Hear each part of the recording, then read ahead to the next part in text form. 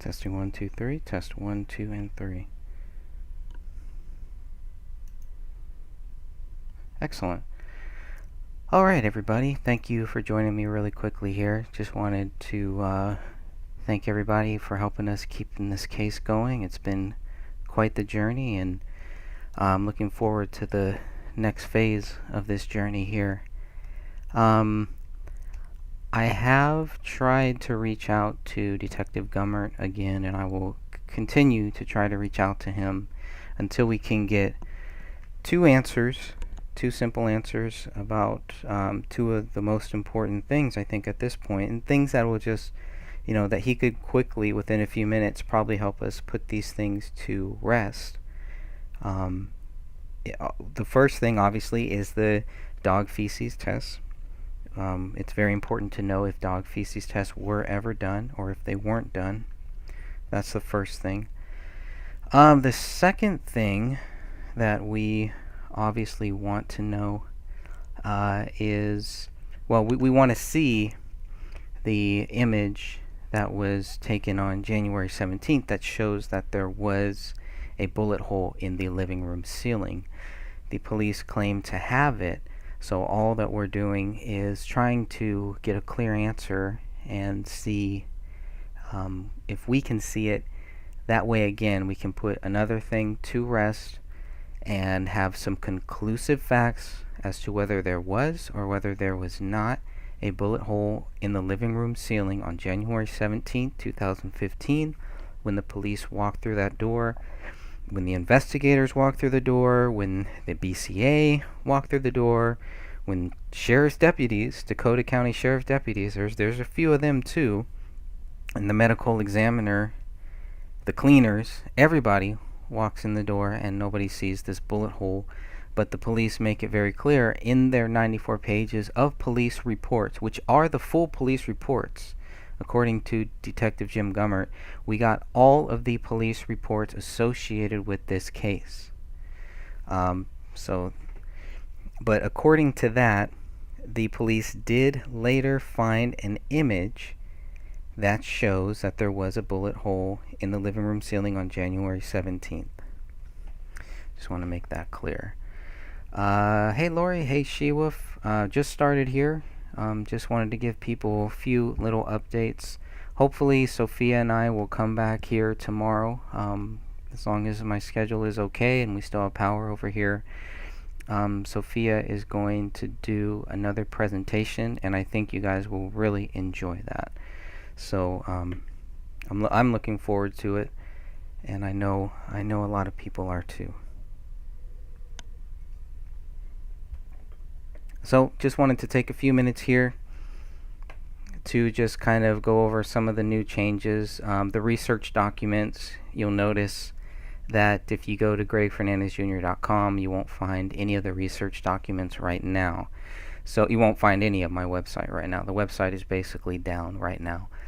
But what I've done for right now is I have moved, and I will continue to move more of the documents. So if you have any suggestions which documents are not there yet, I know the phone records are not there yet, and there's some other important documents that are not there yet. They might be in the Justice for David Crowley and Family Facebook group. If you go there into the files section, you should be able to find all of these files and many more. I went back through there yesterday, and there was a bunch of files that I had not seen in a long time that were posted years ago. So I'm gonna have to go back through some of those. Sorry, just reading some of the comments here. Again, thank you both for joining us, and always appreciate the people we have in the live chat. It can be a really fun place here. So oh, that's okay, She-Wolf, don't worry about that. Let me go here. So what I've done is I've moved all of the research documents. So if you're looking for the David Crowley research documents, all you want to do is go to, or just type in thegraystage.wordpress.com, and generally it'll take you right to this new WordPress site that I'm still working on and just getting up to snuff here. Pretty soon I will have the actual The Gray Stage book that you can just download directly here. So this will be where you will find that book, the downloadable version.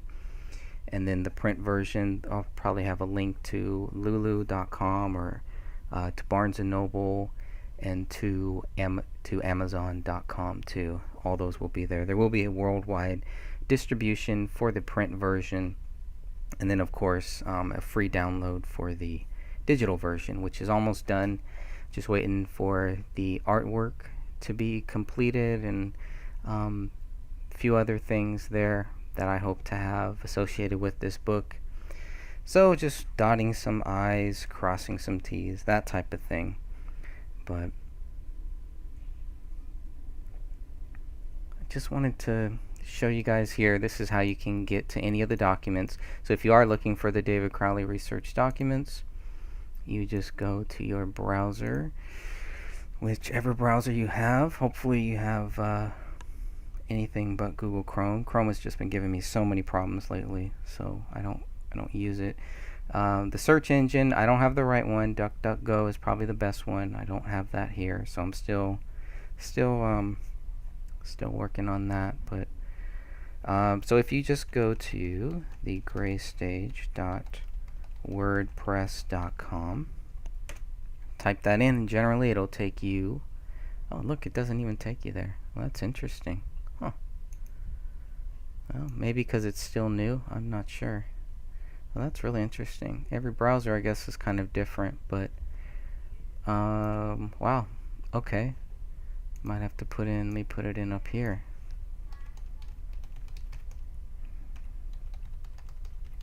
And all of the links to this will be at the bottom of my of all of the videos that you're watching here on the Gray Stage YouTube channel. They will all be there. Yeah, less reading for sure. So here we go. So right now we are looking at the site. It's still being worked on and everything. So, but what you do, let's say you're looking for some research documents. You'll see some articles. Scroll down to the bottom of the main page. This is where all of the research documents will be. And as you can see right now, I have probably most of them, hopefully the most important ones, but I'm sure there's a few that I'm missing here. There's a few that I do want to add, so I will add some other ones. But the reason probably why I haven't added so many is because a lot of them can be found in these first three. So obviously you have the 94 pages of the Apple Valley Police Department, the first BCA 485 pages that Dan Henning got, and then the BCA 488 pages, the most recent document download that we have here. The 40-page BCA lab. So if you want to just get to the DNA tests, the 5 different tests that they did, that the BCA lab did, and it gives you everything, all of the items, everything that was tested, and the results. You can just skip to this 40-page document here. If you just want to look at David Crowley's at his autopsy, you can just click right here on the download that. Same for Kamel and for Rania. If you want to read Judy Procknell's 9/11 transcript, you can download that right here. You can also read David Crowley's, what might be one of David Crowley's last emails sent. I believe it was January 17th, and this was sent to Jason Allen. Jason Allen he works in Hollywood, and David Crowley was trying to contact Jason Allen to get him involved in the Gray State project as it was moving forward as a TV show. There's some documents that are related to the guns that are found in the house, some of the guns that David sold, and some of the purchases, some more background stuff, so you can find that there. The search warrants, if you want to see what the search warrants said, you can see some of the dates that they got wrong are found right there in those search warrants. Property and evidence list, if you just want to look at what was taken from the house, what was collected, and what was taken, you can find it all right there. The financial records, this is a big document here of David Crowley and his wife's financial records here, so you could take a look at all that. Very interesting stuff. You just click over here and you can download it too. So I try to make it very easy for you.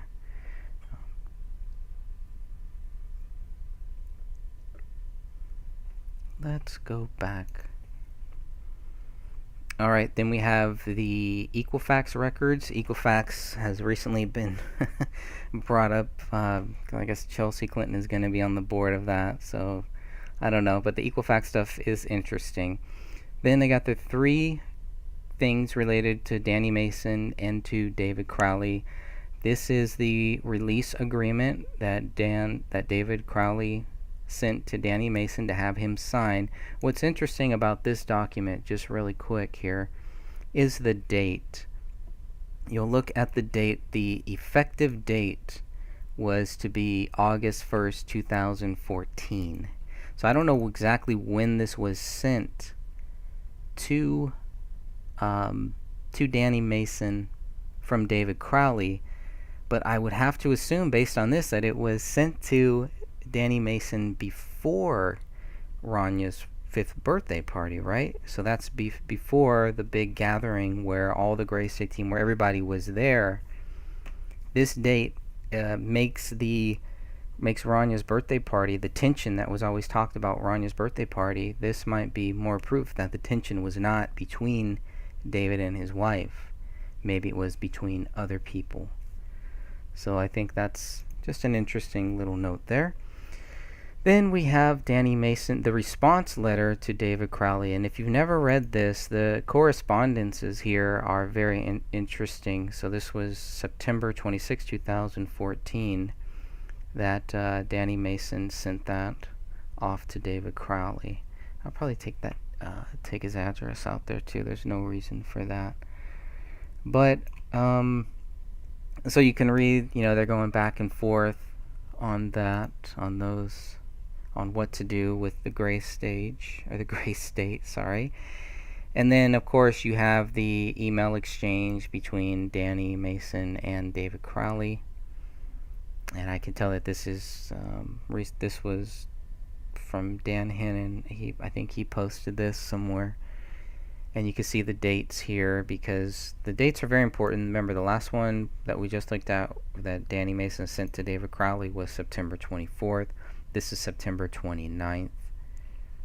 And then David sends an email to Danny Mason on December 9th. And this is where it gets, the tension is really building. Now, we're talking about days, weeks before David dies. Danny Mason responds on December 16th, and he wants David to call him before he signs anything. So that's very interesting. Then we have, of course, David's notepad. What I did is just took the pages that were in David's notepad, put them here. It's only 24 pages, so I was very, very disappointed with that, because there should be 59 front and back. So obviously there should be over almost 120 pages, basically 118 pages. But we only have 24. So the only question was, are these the only 24 that had anything on them or not? Then we have Kamel's last text message, which is between her and one of her friends. I forget which one, but this goes all the way up until late December 20th. So, yeah, nothing crazy here. Nothing sounds really crazy from Kamel. It's just some regular stuff, but it's planning for the future. I do believe that it's one of the most important things that you can gather from this, because we are talking about, I believe, December, right? So this was another interesting thing that was just like, yeah, she's definitely planning, after the holidays to get together, things like that. And that was some interesting stuff that Kamel was chatting with her friends with. And then, of course, Kate Crowley, the only thing I've really seen on Kate Crowley, the obituary, which is just like a little one-page thing here, and that's really it. And there's really nothing else more on what happened with Kate Crowley. So that's another interesting aspect of this case that always gets overlooked, that Kate Crowley died just a few months before the case was even closed, right? Because the date is, she died August 9th. She died a few days after what would have been Ranya's 6th birthday, before the case was closed. I think the case closed in October of 2015.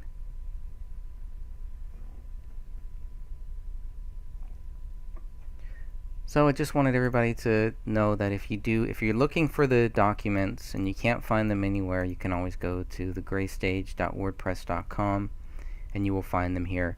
I'll try to put the link in every description of every video on the Gray Stage channel, the YouTube channel, and everywhere else. And I've also kind of just been experimenting a little bit with the SoundCloud, just some free SoundCloud stuff for people that prefer audio. So I haven't really done anything with this yet, just kind of messing around. But there are 6 tracks here so far, and I'll probably be cycling those out as we maybe I'll just take whatever the latest one is and kind of put it up here, put it on SoundCloud. But you can also go, if you do just want to listen to some of the audio, you can just go to soundcloud.com, type in the Gray Stage, and it should be one of the first things that pops. So if it doesn't pop up, then you could just go to people, and under people it's definitely the first one there, the Gray Stage.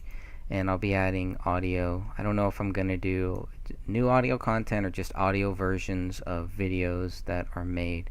When the book comes out, I do want like an audio version of this book, but I don't know how far along we're going to get with that, so we'll see. She-Wolf says that's probably why they closed it, because she was the one asking. And Lori agrees with that. It's definitely possible. It's one of the big issues and one of the more quiet things that has happened with this case, because she was one of the only people looking into it, asking questions. And I think Kamel's mom, if she was in better health at that time, I think she probably would have been too. We know that Kamel's dad was, even if it was more privately than publicly or anything. We don't know Kamel's dad's view on this case, or on the group, the people looking into the case at that time. Who knows what he was told afterwards and everything else. But when Dan Hinnon spoke to Kamel's father, it sounds like Kamel's father had most of the same questions that we all had. That was weird. Alright, so that's the SoundCloud. I'm going to close that one here. Also, when you go to the Gray Stage, you can see this is a crazy channel. It's going to be very hard to find. But if you just go to YouTube and search for the Gray Stage, it should come up. Search under channels, and that should come up too. So hopefully later on, once it gets more views and more subscribers and all that drama, then I'll be able to change the channel name to, over here it'll say the Gray Stage, basically. But in the About section is also where you're going to find, this part will be probably in every description video here. So I make sure that we still have the most important things, where you can find the documents, the audio clips, where you can find this YouTube channel, where you can find the Justice for David Crowley and Family Facebook group, and of course where you can find the Apple Valley Police Department photos and the BCA photos that we have. So direct links for those are both Dropbox links. Wanted to make sure everybody saw that. I think that is about all. So there's anything else down here. So yeah, so it's a couple images. I might add some more images. I'm going to try to keep everything here on this front page here, on this front facing page. So that way all you have to do is just kind of scroll down. As we get more articles, and I'll probably put each chapter of the book will probably be in this section here. And so if you just want to read one chapter online without having to download it, into a PDF, then download Adobe PDF on your phone and all that stuff. You'll just be able to go to the website and click on each chapter. So I'll try to make this as easy for everybody as possible. This part here is just for this will probably be on the hardbound cover of the book, because there will be two versions of this book. There will be obviously the paper copy, and there will be a hardbound copy for people that want, like me, who love reading and need that hardbound copy. There will be that as well. And then there will probably be more of a, so the paperback will be they'll both be 6x9. Paperback and the hardback will be 6x9. And they'll probably have a smaller version, one that I will be able to pass out and give out and hopefully go to some local conventions, some festivals, art festivals, whatever I can, wherever I can get a booth, and try to pass this stuff out and try to get people to look into this case, who have people, family who are soldiers, who have a daughter, a son, a granddaughter, anything like that. I mean, this case can relate to so many people in so many ways, and it's just about how we reach people. You have one chance, most likely. When I'm sitting there at a convention, when I'm sitting there in my little booth, and somebody walks up and is going to ask about this, I got a few seconds to convince them why they should look into this case, why they should get this book. And hopefully we'll be able to do that. I am going to try to work on a pamphlet. I've never created a pamphlet. Honestly, I find them really, really boring, but I know for a convention or something like that, I'm going to need it. I'm going to need a pamphlet, a 1-page, 2-page thing. And so if anybody has any experience with that, or if anybody wants to kind of help me with that, just to give me some ideas of what to make sure should be in there, I would definitely like that, and I definitely need that. Let's go back here to some of the comments before we shut this down.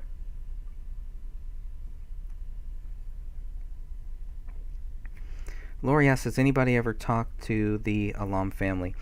Yeah, Dan Hennon has spoken with Kamel's sister and Kamel's father. I've not reached out to Kamel's mom, and that is one thing that I won't do, out of respect for their family. I know that that's something that they would not appreciate. If I was in their spot, in their culture and everything, I would not appreciate that. Honestly, I would have never reached out to Kamel's sister, but then she reached out to me first. And that's what happened with a lot of people. I didn't really reach out to the people that I wanted to reach out to. There's a few that I have, and there's a few that I still need to. Before this book is out, there are a few people that I will need to at least reach out to try to get some type of a comment for this book. I don't know if they're going to be willing. I don't know if they want to be involved, but I want to at least give them one opportunity to be a part of this. This book is not really about that, and that's why it was not a big deal. It's really focused on the documents. It's focused on what they say. So anybody that I would need to reach out to, I should have everything here in these documents, in the police documents, in the BCA documents. That's where it should all be. That's not the case, obviously, but that's where it should be. So I'll just leave it at that for now. Let's see, and that was from Lori. Thanks for that question. Lori She-Wolf says, with his military, he was probably told behind closed door that he needed to leave it alone, Kamel's dad. Yeah, that's possible. It's definitely possible. I think we all know that Kamel's dad was not happy with Eric Nelson's sloppymentary. And so, since we know that that's true, I know that that's true. I believe 100% that that's true. 200%. That's why they didn't want to be part of it. I don't know. I don't know if that would make him more open to it now. I mean, at some point, he's got to be like, all right, this is enough. My daughter has been dragged through the mud. My son-in-law, my granddaughter, all of this stuff. I think some people think that the family is going to take those feelings out on us. And it's an easy target. It's really easy to take it out on people that are looking into it. But really, they should be taking it out on the investigators and how crappy of an investigation this was. That's where their hatred, that's where their anger, that's where all of that should be. That's where the closure is. That's where they're going to get closure from a proper investigation. And they are the biggest tool to help us get a proper investigation. And I do believe that that's why they are being surrounded by vipers, by snakes, by idiots. By people who hopefully don't know any better because of their own mental capacity. But you never know.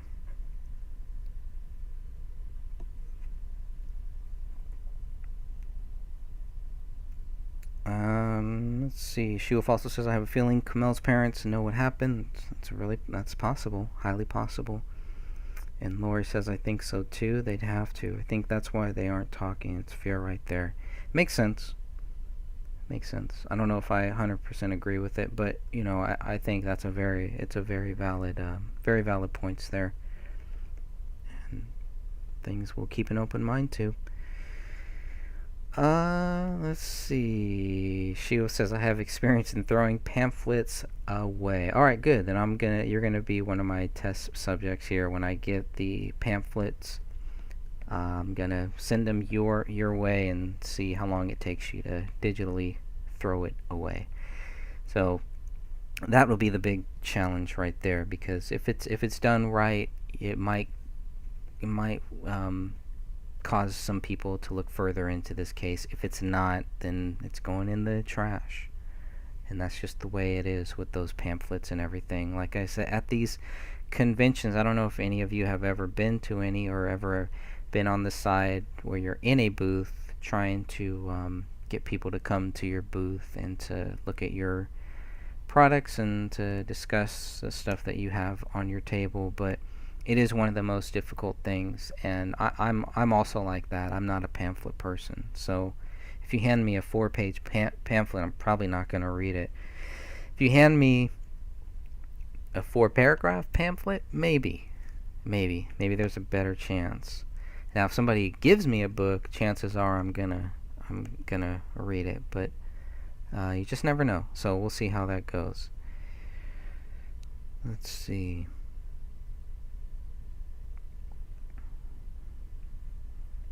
Yeah, it would be nice if somebody would let something out, but we'll see. You just never know. So, we'll get a pamphlet, we'll get a big banner, we'll have some books, something to give to people that will, just show them maybe just 4 bullet points that are like, look, this is why the case should be reopened. And yes, part of the plan is to go into Minnesota at some point. That's definitely something that I've been praying about for a long time. And once the book is done, I do believe at some point that will need to be done. It's got to be done. So I'll be looking into that further, and I know some other people have talked about things like that. So we'll see. Let's see. So that's all I wanted to kind of show you there. And I think that is about it. We have probably the Facebook maybe. So if you type in your search engine, try not to use Google, but type in the Gray Stage Facebook, that should take you to the Gray Stage Facebook page, which is being continually updated. New things are being added there all the time as much as possible. I think you have to be signed in to really see things. I don't know, but maybe not. So I'll need to update a lot of this stuff here. But going back to the research documents, I guess one of the last things to talk about here, the research documents, is It would be nice if you have a website, if you have a place where you can host these documents, it would be nice to have them in multiple places. I know Dan Hinnon has them. If you go to uglytruth.info, you can find some of them there, and you can find a lot of the photos there too as well. And you just go down here to David Crowley Family Deaths, and I'm going to ask if Dan Hinnon, if he can put some more documents in this section here. So you can just go to police report, crime scene photos, BCA photos, a downloads, a 911 call, the rise, was David suicidal, radio interviews, a lot of good stuff here for researchers. But I think I need to ask him to put in some more stuff there too. So Lori asks, so just what would it take to get it reopened? That's a really good question. And it's either going to take the right person in law enforcement, a good lawyer, or a family member. But there are options.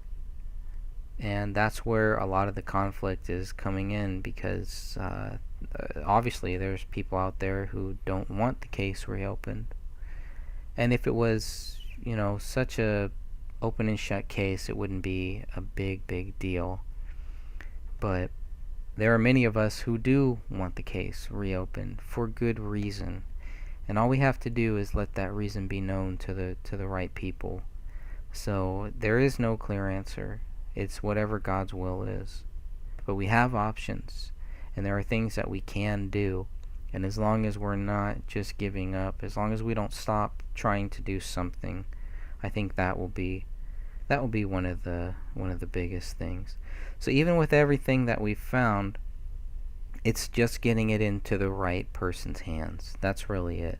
If that takes a congressman, if that takes the feds, the FBI, I don't know right now. I don't know what it takes, but I know that there is a very good chance that we can one day get the case reopened. I truly think that.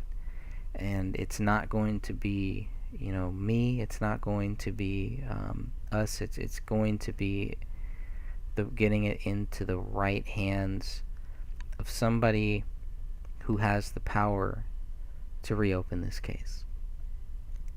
So it's in Minnesota. To be, the short answer. It's in Minnesota. Unless there's some way that somebody, in the military could help, I don't really see how they could. It's a civil matter. But there's people who have tried, and there's people who are continuing to try to help to get the case reopened, to get justice for this family. So I think so far we've done a really good job at getting justice for this family, just by pointing out all of these different things. But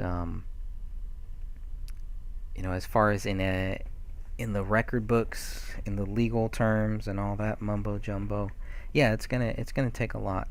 It's gonna take a lot, and I don't like the idea that we have to have some alternative theory in order to get the case reopened. I think that's just a losing battle. I really do. I think the best way to get the case reopened is to focus on the case, on the investigation of the case, some internal affairs type thing or something. I'm not really sure. But the Dakota County Sheriff's Office, maybe, who knows, medical examiner might help. There are options. And there are people out there that know more than what they are telling. If David is not guilty, then we got a big problem. They have a big problem. And we need to get to the bottom of this as much as we possibly can, if it be God's will. So, but it would be nice if these documents that are here on Dan's site, that are on my site, it would be nice if they were also hosted other places, just in case our sites go down or anything like that. It gets hacked. You just never know. So I would encourage anyone who has their own website, who can download these documents and put them up. I'm going to ask Christian Coffins to see if he can take a lot of these documents and just put them onto darkdocs.com. I think that would be a good place also to have these documents there too. So we'll try to work on that as well. And I got a few other people who are kind of hosting it offline and in different places. So we'll see. Yeah, there's the Murder on the Tracks is definitely a good. That's a whole nother one that I hope to see what I can do, if I can do anything to kind of help with that case, just to get the word out. We'll see how that goes. We'll see how far we get with that one. But a lot of this stuff is just never letting the case die like the people did, where the people die and we just create our own story and just go with that, and that's it. That can't be like that. It has to be more. So we'll see. Like I said, we can all do something, and it doesn't have to be this great one thing, the snap of a finger that gets the case reopened. Everything that we do is working towards that. And so I just say, hey, just keep it up. Keep up the great work. Keep hope going. Keep hope alive, like Obama. But really, we do want to keep real hope for this case going. And that's all we need to focus on. We don't need to focus on any resistance or any haters or anything like that. This is how we get the case reopened, by focusing on these documents, by sticking to what they say, and by getting it into the right hands. Somewhere out there, there is a future prosecutor, there is a future investigator, there's a future private investigator. There's someone out there right now who is going to help us get the case reopened. They might be in school right now. They might be getting a degree right now. This case might be used as a test case in some cases. And I think the more awareness that we spread, the better chance we have of something like that happening. Alright, good peeps. Just want to say that. And hopefully we'll come back tomorrow, or within the next day, or a couple days here, and we will have a special presentation by Sophia. Until then, this is Greg Fernandez Jr. The date is October 10th, 2019. Thank you all for joining us, and until we meet again. So then it gets into the Masonic thing for me personally. That was the first thing that I thought of, because we know how that stuff goes. I don't know if David was a Mason. I know I've seen photos of some of his friends, some of his questionable friends, that are going in that route now. A lot of strange things happened after David died that just raised a lot of more questions. Well, right after David died, his brother starts a GoFundMe account for Kamel's mom. And Kamel's mom has cancer. He starts a GoFundMe account to raise $30 million or $60 million, some crazy, $6 million, whatever. The Kamel's family doesn't know about it. When they find out, they tell him, shut that thing down. He raises $8,000. And from what he said, I guess he gave it back to them. But just him doing that just made no sense. That's one thing. I got contacted by one of these friends, and he told me to stop asking questions, that this is not a road that I wanted to go down, and if I did, then I was going to have the Department of Homeland Security and the feds looking at me just for looking at this. I think it was just trying to scare me. Well, then why would they be involved? And who was the caller that did this? Who was the caller that did that? This was a guy named Sean Wright. Sean Wright, got it. Okay. Yeah, now I had met Sean Wright. I never met him personally, but I had, he was a part of the We Are Change. And so somehow, we started talking. We chatted a couple times, but really we had maybe chatted 2 or 3 times before he called me and is telling me this. And I'm just like, okay, well, show me what proves David Crowley is guilty. And he's like, I can't show you. And I'm like, well, if you can't show me, then, why would I just think that David Crowley's guilty? And he's like, just trust me. When somebody says, just trust me, man, that's my trigger. That's my trigger right there. Exactly. Well, no, that's a lie. I mean, yes, exactly. they're saying, I've got the info, you don't need it, be quiet. Pretty much. He was trying to contact David, and because David was also working, not only was he working on a fictional movie called Gray State, he was working on a documentary that would also coincide with this project. Sean Wright was part of that process. Was David part of We Are Change? David was not part of We Are Change. And around October, maybe even earlier, before he dies, he starts to distance himself from the same cast of characters. Now, they'll say that he distanced himself from them because he was going into a dark place, because he was planning this killing. He was planning on killing his wife, himself, and his daughter. No, I think that he was wouldn't just happen. separating if you're himself wanting from to them. No, he wouldn't do that. He's an intelligent Christian man, and I think that if you want to kill your people, you don't give any triggers to show that you're going to do anything. He would just do it if that was really what his problem was. And I don't think he was unstable like that to do that. I think he saw, or in his investigations, I think he found something, or there was an indication of something that had him going, no, I'm not going down that path. And caused him to distance himself. And these are people that are working on this project with him, right? They're involved in it. Okay, so Sean Wright posted his phone number trying to reach David. He's desperately trying to reach David on Facebook. This is the same guy that, yes, on December 9th. Now, this is the same guy who said that he was David's right-hand man. If he's David's right-hand man... Mr. Wright was part of it, right-hand, okay. Yeah, so if he's so close with David should already have his number, but for some reason, Sean Wright posts his phone number in a comment section on Facebook that is public. That post, after David dies, that post is taken down. It's gone. Now, Sean Wright wanted to make sure that David cut things out of his film, because those things would send Sean Wright to prison because he didn't pay his taxes. Sean Wright did end up having to pay tax. He didn't go to prison, but he did have to pay fines because he didn't pay his taxes. Oh, okay. That's interesting. It's a weird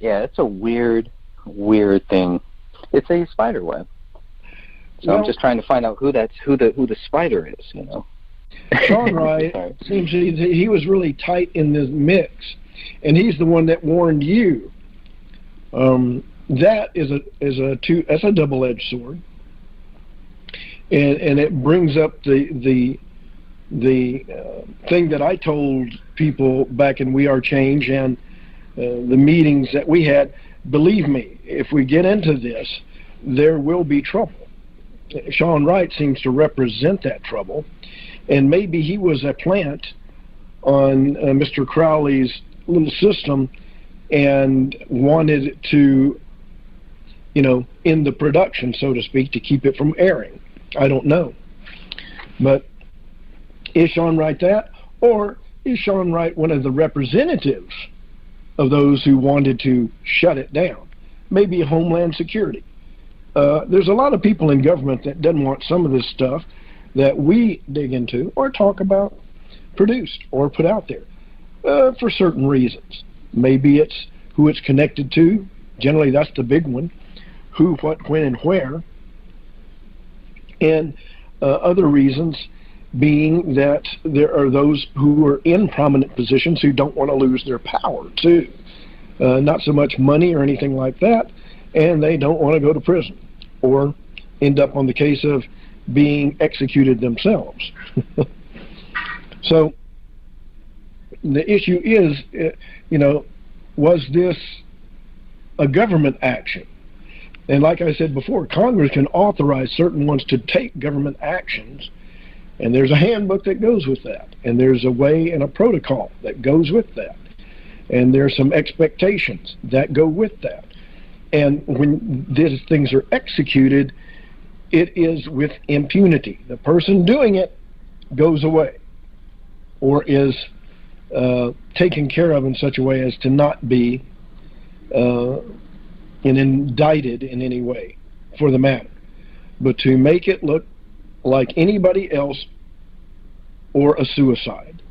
That gives them the ability to step away. And it almost sounds like this now. Now, that's just me throwing off an ad cuff, so to speak. Right. You know, that sometimes it's Occam's razor, keeping it simple instead of complex.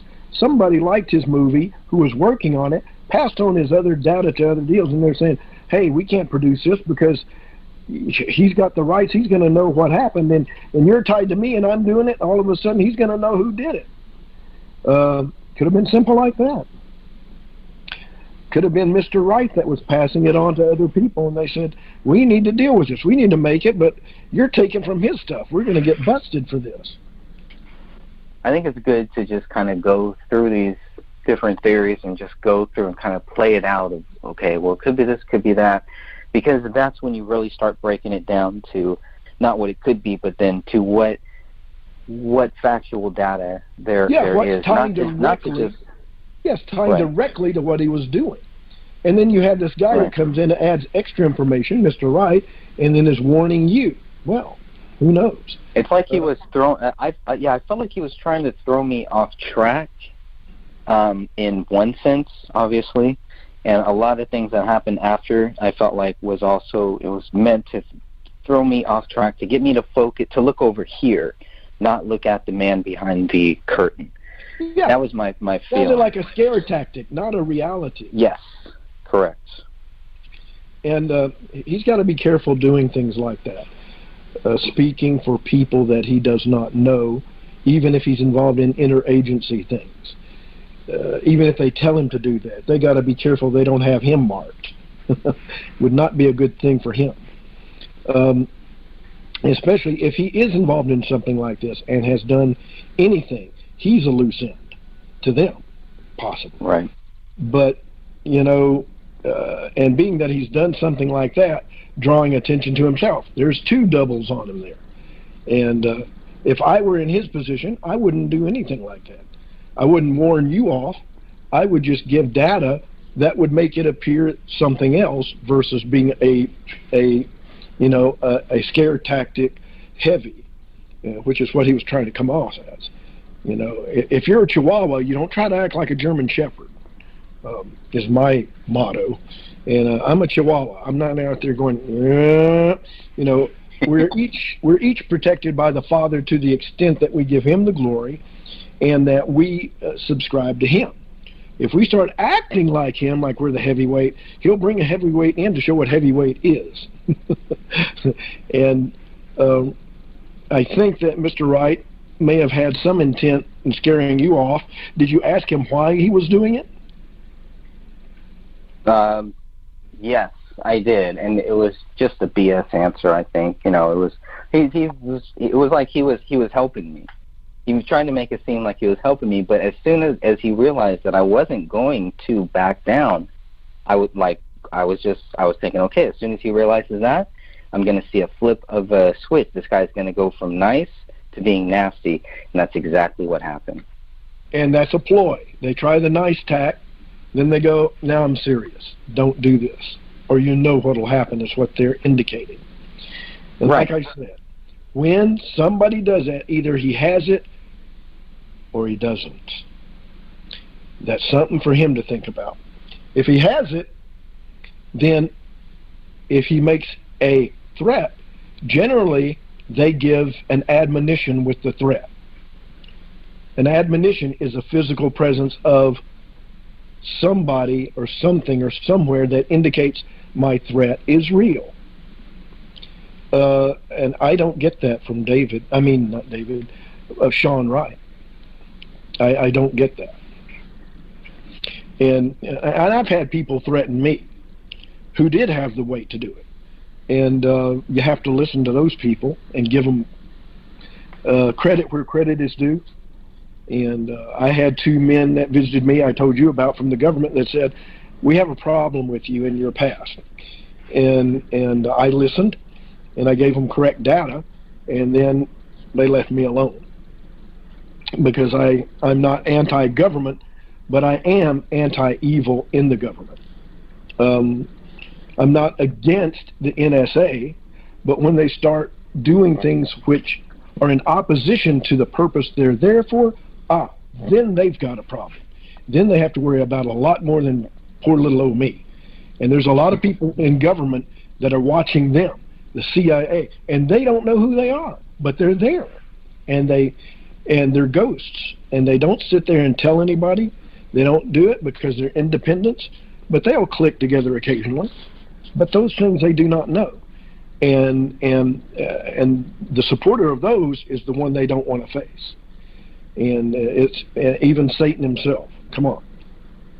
And we know that the Father in heaven sets up governments, but people, use it to their own advantage at times and try to stop, revelation about something as simple as this little possible murder or suicide, and they want to keep it quiet, hush hush.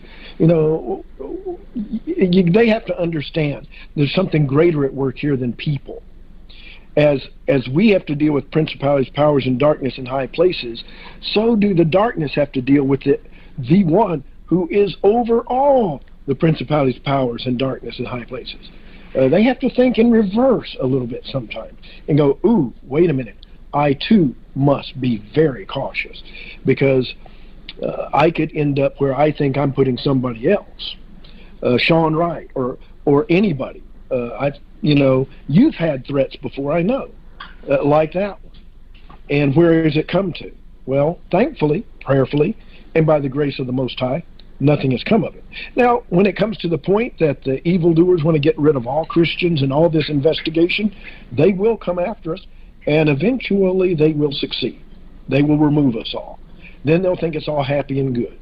Unfortunately, that is when their defeat is most assured, in my opinion. But Amen. David Crowley, in my impression, didn't commit suicide. Basically, by the fact that his wife was shot twice, his daughter once. Now, how many times was he shot? He was shot once. As far as, as far as they can tell, there's So there wasn't a double shot with him. And the fact of the matter that his wife had two shots is, to me, evidence that no, it wasn't the husband. If the husband wants to kill the wife, he gets her in a lone spot, very gently, quietly, and then boof, she doesn't know what hit her. Yeah, she was shot left to right, back to front. That doesn't indicate the husband did it. The husband would do it one shot without her knowing what was coming, out of respect. That's my wife. I don't want to shoot, unless they had a real big bad armament and he just blew up and then started shooting. And like I say, I don't see that in him, based on his demeanor at this point, that I can persist and look at. Is it possible that he did shoot her from the back, right, back to front, and then she did not die from a hollow point bullet, which seems kind of crazy, and then he shot her a second time on the side? Possibly, but I don't think, like I say, that he would do it that way, unless he was in a snapped mental state that he just cracked, and that can happen. And he just goes up and shoots her and goes, "Ah!" And she's standing there and going, "What are you doing? Stop! What? Get me to a hospital!" And goes, boom. I really don't see David Crowley as the threat here. The daughter was shot from behind at the right ear. His wife was shot in the back of the head and in the side. Somebody came in on the wife, and she turned around on the aim of it, and he shot her, get her attention, and finished her off. That to me sounds like somebody that stepped in and not the husband. And then, to make it look like the husband, they blow his brains out and drop the gun, but they just don't put it in the right spot. And they just kind of get out there and think it's there, that would indicate, but does not. Kind of like they're sloppy. This, to me, seems like a sloppy hit, in my opinion, that could have been the reality, versus David Crowley. I don't think he had anything to do with this, in my estimation. And that the person may have been a professional, but made it look sloppy for his purposes. So it didn't look like a professional hit. So you can go, well, this is not professional. Sometimes professionals do sloppy things just to throw it off. If it's professional, they know where to look, correct? If it is shaded a little bit, then it can't be definitely said it was a professional hit. So then, you know, with Philip Marshall, I could say that was a professional hit. Based on what I saw, if it was done, headshots and disappear with the door open. Boom. How are you going to, and no prints, nothing but his, and it appears that it's him. Why was the back door open? Who knows. But that would appear to be a professional hit, in my opinion. But then, maybe not. But that would be an appearance, from my perspective. And then again, could the Philip Marshall case and this be tied together, in which it could be the same person? Well, if it's professionally done, and they don't have a whole list of hitmen. There's a few, very few, in my opinion. And if they want somebody hit, they pass it out and see who's the best qualified to nail it. And there's similarities between the Philip Marshall case and this one, in that the family is killed. The dog didn't die in this one, which is interesting. Maybe it was useful to leave the dog alive for purposes of helping cover the issue. Pretty much. You can blame the dog for everything. And it can look like, well, the dog takes care of some of the evidence. And so, was his food and water still in place? Did they look at that? Because if I was wanting that, I'd take away or I'd make it look like the food dish was empty and the water gone. Eventually that would happen anyway, and they wouldn't have to do anything. But they could just kind of empty the food away, empty the water. Nobody would know they had done that. And that dog would have gotten hungry quicker, and then, well, there's fresh meat on the floor. Based on the killer's thoughts on it. Right. But in the whole mess here, I think that the entity aspect, I think, was a reality, especially to Kamel and her daughter. David, it was a reality to him because he was aware of it. So the real aspect that comes to mind is like the Mothman thing. It appears and then trouble comes. And, you know, entities work with people. Definitely. Principalities, powers, and darkness in high places. And brings about these things. But who's in charge of that? The Father. We have to understand that. No, is he the father of the idea of killing innocent people? No. But we live in a world where evil does evil and he does good. And we are to represent the light and bring light to the evil, which you're making your effort to bring it to this situation. May the Father in heaven do that. Sean Wright is working to suppress what you're doing. I don't know why. Because he's of the darkness? Yeah, could be. Was he trying to protect you? Could be. Or is he in trouble himself? Could be. I'm not going to speak against Sean Wright and say, you're a dead man, what are you doing? But he should ask himself the question, when I make a threat, can I make it valid? Or is it invalidated if I am not truly able to engage and affect that which I have just spoken? If you speak a lie, that can come back and bite you. And that would be my perspective on anybody from his position. Because he must be in a position of, one, he's either tied in or he's untied, as we say. As I said, either tied in or oops, they're untied. I don't know which Mr. Right is. And like I said, based on your faith and the fact that you're seeking truth, you know, no government is protected from judgment. Would you agree? Mm-hmm. And no person who threatens the people of the Father, if they're just doing their thing, exposing, without saying it's the government. It's not always the government. It's factions within it that are using power under cover of authority. They have to understand the reality is they can be hobbled or they can be removed themselves by things they can't even imagine. Not entities or spirits getting them or God's going to get them. It's just by their own actions and doing what they're doing, they put themselves in the position of being eliminated by their own error, if you follow what I'm saying. Mm-hmm. Because there's many that do that. And I've dealt with people in the military, and they say you have to keep it tight and right. If you start speculating or throwing your weight around, that weight comes right back at you, is what they said. And you got to go, well said. Yep. And so, you know, be prayerful for Sean Wright. We are to pray for those who spitefully use us and threaten us with death, harm, and damnation. You know, because they're made in the Spirit's image of the Most High. So I pray for Sean Wright that peace be upon him, and if not, let it return to you and I. You know, we're not out to kill him. We're just out here in times forming opinions about things because we don't have many facts. And the facts we do have lead to suppositions that could be true. But the problem is what they want is they don't want us to bring up a supposition which is right on track and have that expanded by others, which they know that does happen.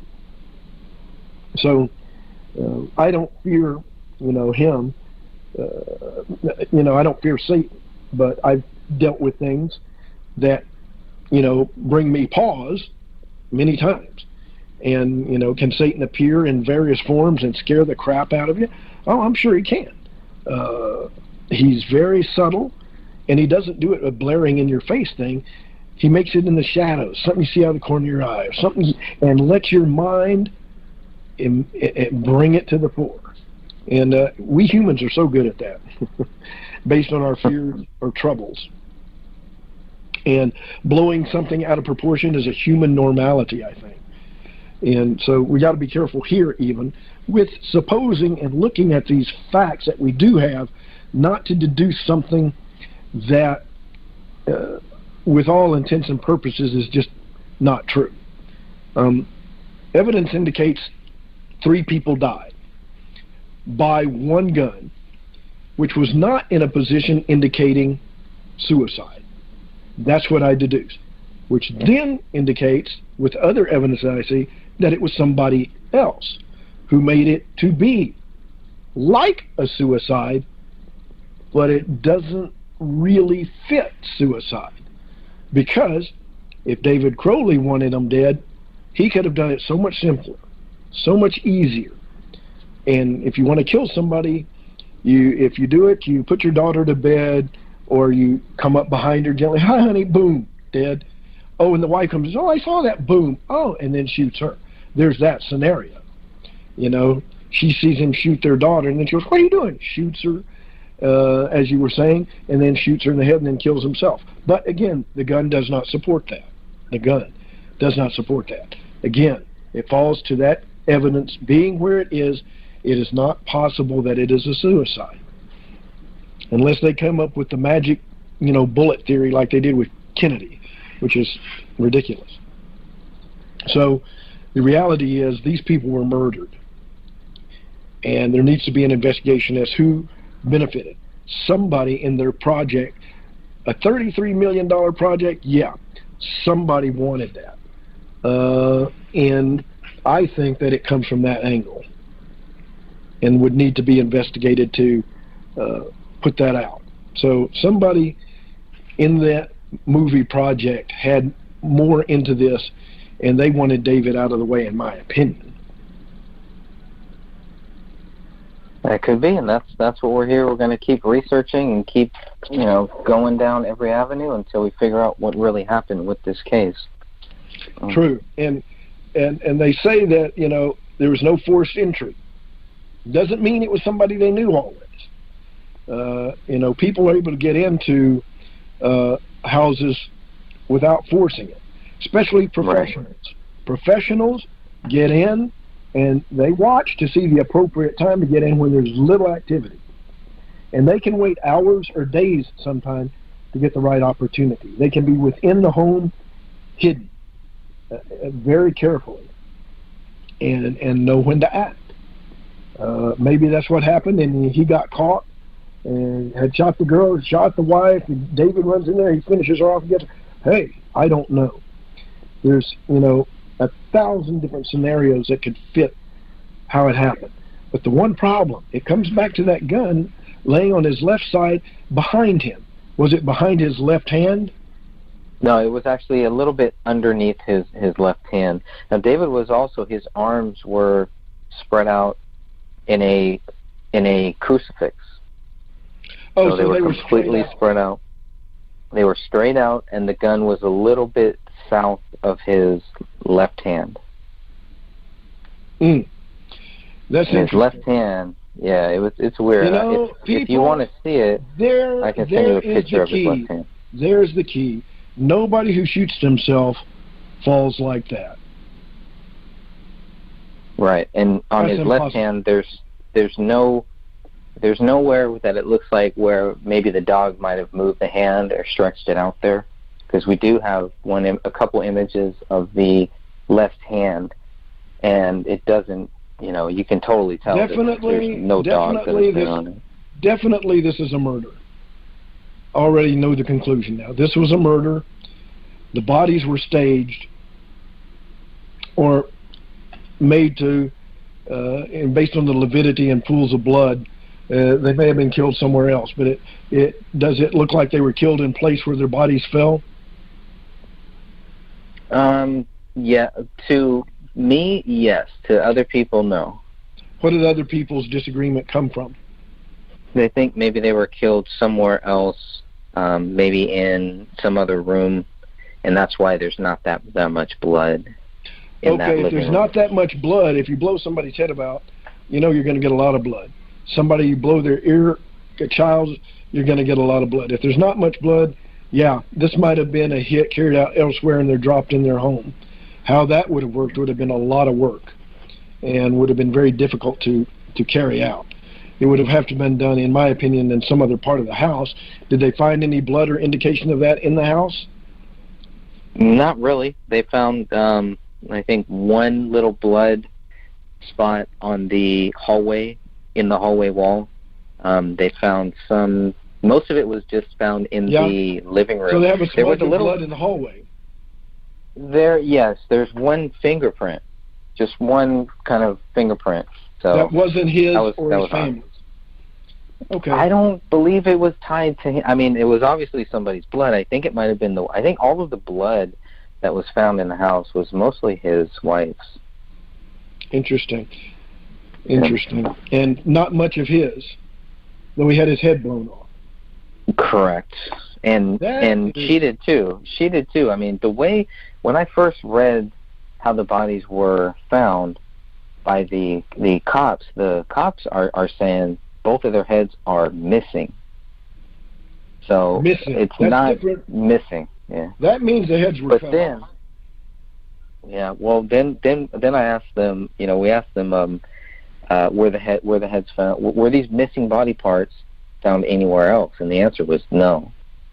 Yeah, there would have been bones from the arms and hands. If they didn't find them, that's an issue. They found small bone pieces and skull pieces, stuff like that. So but what about the maybe arm? That's what it was.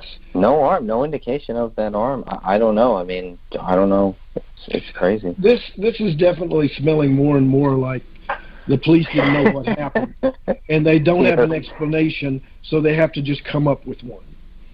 You're And going you say, down the okay, rabbit murder hole. suicide. Let's close the book. Yeah. Because the indication is this is weird, and it smells like a professional hit that somebody wanted to tie it to Muslims. It's not tied to Muslims. It's farthest thing from me is that, and it's not suicide. So therefore, my conclusion, not that it's a government hit. That would be another good one for them to do. Point it to the government and make it a conspiracy thing. But I think this is really tied more and more to his filming. And that somebody in there, and if it is government, didn't want him going forward with certain information, or that there was other information in there, or that he was going to eventually put out that he had that nobody else did, that they wanted to prevent from going out. Did he lose any materials, disappear? Like what? Like any of his film-based materials and investigations and research? They got 12 terabytes of data that they went through. Didn't find anything, and all that was turned over to David Crowley's dad. Okay. Who then, I guess, so they used some of that for the Netflix film, and Right. So he didn't lose anything, and nothing was missing as far as they know. That we are aware of. True, and that's the best way to really say it, because we don't know what was in that house. We also don't know why there was a group of people that were looking in the house, that broke into the house a couple days after these crimes happened. So you have that. I mean, we have a lot of stuff, and I think we should wrap this one up here. But I definitely think we should come back and we can talk more about this stuff, because this is just the tip of the iceberg with this. And I think the break-in might have been tied to be sure they got everything. I think that was a rehash to go back and get something, maybe, because police watch a site that's been hit by a crime like this, and who's to say it wasn't the police that broke in? Well, we don't know that even. But the reality is, a break-in after a murder raises, especially within a couple of days, if that's correct, within 2 days after the murder, it may indicate something was there that they wanted to make sure didn't get noticed, possibly. So, yeah, interesting thought there. Wow. And that is one to pontificate on later. Is absolutely the blood smear and the print, and who David Crowley was, and what was he before he was married? What was he doing? Was his father in the military or in the government? Was his wife's? Or was he tied directly to any military or government-type institution with his filming? Those are all part of the thing to look at. And sometimes when you get into those things, you get into rabbit hole after rabbit hole, because sometimes people who are doing these types of documentaries and research don't tell everybody they're contacting and who they're getting data from. And if they're getting good data, it could be the kind of data that people in higher powers don't want out. So that's why I think in the film direction is a way to go with this, because it's the most tangible piece of data that indicates that somebody wouldn't want that out, for either one, we want it, or two, we don't want something about it to hit the videos and hit YouTube and the public. Wow, good subject tonight. Yeah, that was great, man. Any final words? You want to close with the prayer, unless you want to say anything else? I'll put some final words out, and then we're going to close. One, this is Greg Fernandez, Mind, Body, Soul Production. I'm Walter Bradley. My final concept here is that we don't know a lot, and a lot of this will fly by us and we'll never know.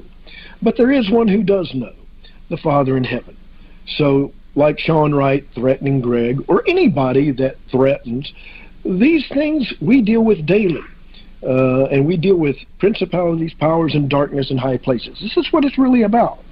And we must keep that focus on the Father, not the principalities and powers of darkness and all this detritus around us. We want to bring light there. Sometimes they don't want it there, and they want to kill the people to stop it. Well, that won't stop the revelation from happening. And unfortunately, the revelation will come and the light will come, and you will be either with the light or you will be without the light. Which do you want?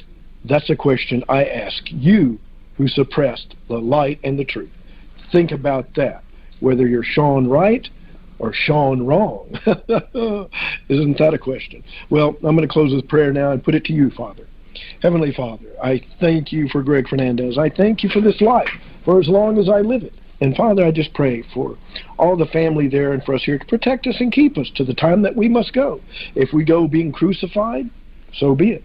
But they cannot kill. You know, you can't crucify the truth. You can crucify the bringers of it, but the truth still stands after you're gone. So we thank you, Father, for that, and we pray for your return soon to set things right that are wrong. We ask in your name and for your glory. Amen. And I think this does have something of an input to what happened with the family. There was an, if you want to call it an entity, some people would say that it was that, or a demon, or a conjecture of the minds of the people there. But I do tend to think that when these things happen, it is a spirit of, well, it ties itself to individuals or things or places. And can they move about? Yes and no. And sometimes spirits are acclimated to one area and just hang out there. A house is built, there they are. And then we know that these principalities or powers or darkness that would be described in high places come to interact with humanity. They do occasionally. And sometimes they call them part of a possession of the person when he totally takes their mind. Or it takes their mind and overrides them and begins to act through that body that it has taken. Other times it is like this. They like maybe to stir up actions and see where it goes. And in this case, whether this entity or spirit or demon had anything to do with this, no one can say definitely, oh, that was there, that happened. But they did know of the weakness of men and women and the fact that they are not trustful. And if you interject ideas and things to bring distrust, it can then expand based on the individual. If they're not trusting and they're not caring and not loving, it can grow. And it starts small, and it's a slowly expanding event, in my opinion. And hello, I'm Walter Bradley, and I'm here with Greg Fernandez. And we're talking about the Crowley family. And my input on this from the dealing with the paranormal entity is that it had an effect on this to some extent. Did it cause it, or did it cause the family to be done in this way? No, technically it did not do that. It was the action of David Crowley, maybe? Could it have been? There's questions. But in either case, the family that was killed and died was due to the actions of people, not a spirit. And wouldn't you agree with that, Greg? Yes, because a spirit can't necessarily kill somebody. They can force somebody to kill themselves. Right, and but they the can. Spirit, these demons, I should call them. And they use the thoughts, as I told you before. They use the frequency. They can put thoughts in the head that are not the natural person's thoughts, but due to them dealing with the dark and opening a door to listening, they then interject darts or thoughts in the minds of people in the very voice of the person they're speaking about, and making them to understand or think the thought is theirs. I don't know if you believe that, but I believe those kinds of things can happen. And I've been challenged with that sometimes, with a thought that says, do this, ooh, and I'm thinking my own thoughts. It's kind of like my voice. You know, everybody recognizes the voice in their own mind, so to speak. And they kind of go, wow. And we hear that voice in our mind, and that may sound crazy, but it's true, and everybody that does it knows it. So these things input those, but it's a seed. That's all it is. It is a seed. And if that seed takes root, you got a problem, because it then begins influencing other thoughts and creating thoughts from ourselves, which are apart from the entity that just planted the seed. The entity isn't thinking these thoughts. He may encourage them, but he's not doing it. What is doing it is the natural man's soil and heart that are taking that seed and watering it, if you hear what I'm saying. Dropping out? Yeah, you were dropping out to where the words were fading as you were speaking. Oh, great. Oh, that's the demons right there. Right when you were expecting to speak that. So let me ask you to do this. Say that again. Yeah, sure. At least from our end, I was going, what? Well, it is interesting. The moment I was about to get online, the power blew up. That was very creepy, yeah. And I was going, okay. It's not for today, Father. Gotcha. Well, exactly. There's interference coming, and we need to avoid that. Okay. Yes, I was just trying to say that if your guard is down, if your spiritual guard goes down by drugs, things, it could be drugs. Yes, or alcohol. by drugs. Yes, it could be anything. That is real, and I do believe that could play a part.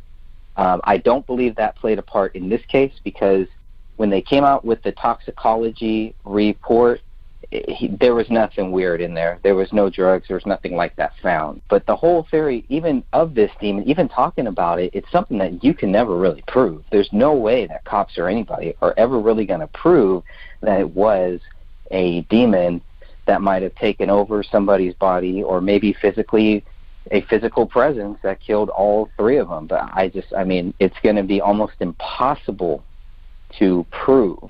What I find interesting is that this story was supposed to be in Eric Nelson's documentary A Gray State, and it was taken out because it made David's wife look crazy.